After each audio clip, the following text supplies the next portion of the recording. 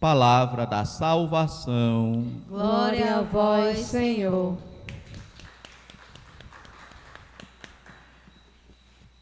Irmãos e irmãs, a liturgia da palavra de hoje nos traz dois exemplos. Na primeira leitura, o exemplo contado naquela parábola das árvores que queriam que uma reinasse sobre elas. É querer sempre colocar alguém acima, a quem obedecer. E aqui é contada então esta parábola por Joatão para aquele povo que tinha ungido a alguém, rei Abimeleque, como seu rei. O rei em Israel era sempre uma escolha que Deus fazia. Era Deus quem escolhia, inclusive fazendo isso como que a contragosto, contra a sua vontade. Porque quando o povo de Israel foi libertado da escravidão, a aliança com Deus estabelecia que eles não teriam um rei, que seria Deus a reinar sobre eles, e não nenhuma outra pessoa. Seria o próprio Deus o seu rei. Mas acontece que Israel, vendo as outras nações, que tinham todas elas um rei, pediram também para eles um rei. E aqui, irmãos e irmãs, quando o reinado em Israel já estava estabelecido, acontece então destes habitantes de Siquém chamarem e proclamarem rei a Abimeleque. E então Joatão, um dos mensageiros de Deus, vai contar esta parábola. Certa vez, as árvores resolveram ungir um rei para reinar sobre elas. Ter alguém a quem elas obedecessem. Acontece que as árvores não precisam de rei para obedecer. As árvores têm ali a sua vida normal ou natural na floresta ou na selva. Não precisa de uma árvore que reine sobre elas. E é justamente isto o que Joatão, com esta parábola e com esta história das árvores que queriam ungir uma das árvores como seu rei, ele quer mostrar. Por que que vocês desejam se humilhar para uma outra árvore, colocando esta árvore em uma condição de superioridade? Se ela, aquela a quem vocês escolherem, será sempre igual também a vocês, uma árvore entre tantas as outras árvores. E estavam assim as árvores loucas para encontrarem uma que aceitasse esse posto de mandar sobre elas. E saíram então procurando. Foram primeiro à oliveira, depois disseram à figueira e por fim disseram também à videira. Todas elas, a oliveira, a videira e também aqui a figueira, recusaram. Por que iremos reinar sobre vós? Para deixar de aproveitar aquilo que a vida nos oferece? As árvores, inclusive a primeira vai dizer: iria eu renunciar ao meu azeite, com que se honram os deuses e os homens, para me balançar acima das árvores? Porque reinar significava também ser responsável pelas demais, cuidar das demais, proteger as demais. E isto era a função ou a atividade do próprio Deus. Por isso Deus tinha proibido que em Israel se tivesse rei. Mas eles insistiram, pedindo um rei para o Senhor. Até parece, irmãos e irmãs, se a gente colocar para a nossa realidade, aqueles e aquelas que de 4 em 4 anos passam pelas portas, pedindo voto, para depois reclamar e dizer que não tem condições de governar, porque não se tem recursos, porque não se tem isso e não se tem aquilo. Mas de 4 em 4 anos está batendo na porta dos outros. De 4 em 4 anos está apertando mão de um e mão de outro, abraçando um e abraçando o outro, prometendo uma coisa a um, prometendo uma coisa a outro, para depois dizer que não pode, que não tem como, que isso, inventar as 1001 desculpas. Se é tão ruim, por que não deixa? Se é tão ruim, por que não abandona?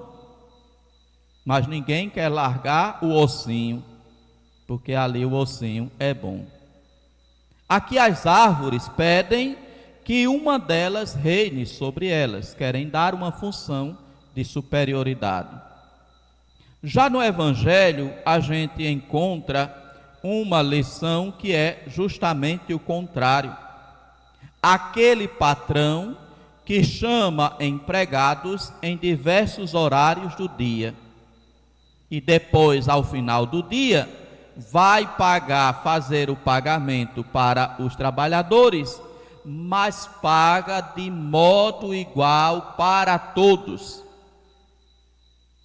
começando pelos últimos e pagando assim, começando o pagamento pelos que foram por último trabalharem, e aqueles que foram primeiro trabalhar foram os últimos a receber, e receberam a mesma quantia. Quer dizer, o patrão igualou a todos eles no pagamento. E aqueles que tinham sido contratados primeiro, eles então não gostaram de terem se tornado iguais no pagamento com os outros.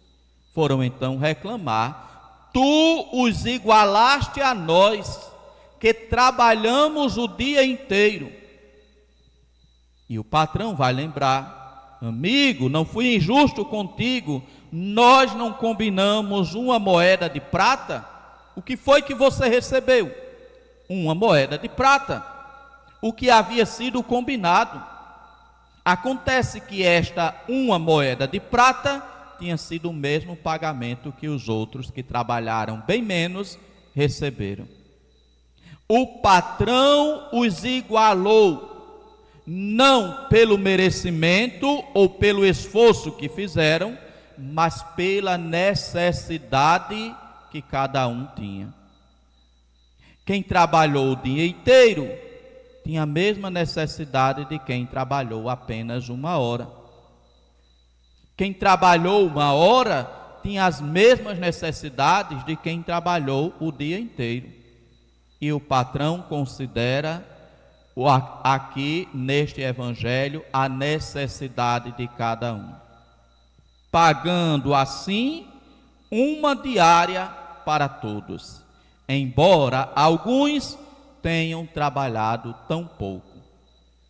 Meus irmãos e minhas irmãs, quando a gente às vezes se coloca na condição daqueles que chegam primeiro para trabalhar, a gente acha que o patrão foi injusto. Foi injusto porque os outros trabalharam mais. Foi injusto porque os outros trabalharam mais. Já se a gente se coloca no lugar daqueles que chegaram por último, a gente ficaria muito agradecido ao patrão por ele ter visto não o nosso esforço, mas a nossa necessidade. Jesus diz: há últimos que serão os primeiros e primeiros que serão os últimos. Assim, irmãos e irmãs, Jesus iguala a todos nós no seu discipulado. No discipulado de Jesus Cristo, não existe quem é maior nem quem é menor, existe quem é discípulo de Jesus. Existem, claro, as funções ou as missões que o Senhor coloca para cada um dentro do grupo dos seus discípulos, Santo Agostinho dizia para a sua comunidade: para vocês eu sou bispo, com vocês eu sou discípulo. Para vocês eu sou bispo, tenho esta função ou tenho esta missão. Agora com vocês eu sou discípulo, tanto quanto cada um. De modo que Jesus vai dizer para os seus discípulos: na terra não chameis a ninguém de mestre, pois um só é vosso mestre, o Cristo Senhor. Não queiramos ser como aquelas árvores que queriam colocar alguém acima deles ou delas para obedecer. Nós já temos a quem obedecer: Jesus Cristo, nosso Senhor. Basta a gente acompanhar o Evangelho, ler o Evangelho, meditar o Evangelho, refletir no Evangelho, e a gente estará sendo instruído pelo próprio Jesus. Não precisa estar procurando esse, aquele ou aquele outro, esse que prega bem, esse que prega mal, esse que prega ruim, esse que prega com unção, esse que prega sem unção, esse que prega desse jeito, esse que prega engraçado, esse que prega desse ou daquele outro jeito. Se a gente olhar Jesus, Jesus será o nosso mestre, Jesus será o nosso guia. É Ele quem deve ser o nosso mestre. Não este, aquele ou aquele outro. Este bispo, este padre, este papa ou aquele outro. Cada um está aí para viver uma missão, para viver a sua vocação. O papa, o bispo, o padre, mas de todos, o mestre é Jesus. Não chameis a ninguém de mestre, pois um só é o vosso mestre. Assim, irmãos e irmãs, peçamos ao Senhor que Ele nos dê esta consciência de que todos nós, na condição de discípulos, estamos na mesma situação de igualdade. E que aqueles que estão à frente de uma paróquia, de uma diocese, de um grupo, de uma comunidade, saiba que estão ali apenas para servir aos demais irmãos e irmãs, para dizer ao final do seu serviço, ao final do seu ministério, aquilo que Jesus orientou que dissesse: somos servos inúteis, fizemos o que devíamos fazer. Cumpramos com a nossa missão e sejamos todos nós discípulos de Jesus Cristo, tendo nele, no Senhor, o nosso mestre, o nosso modelo e o nosso exemplo. Louvado seja nosso Senhor Jesus Cristo.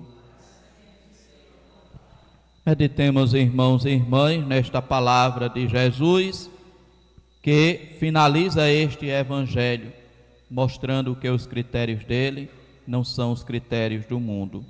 Os últimos serão os primeiros e os primeiros serão os últimos.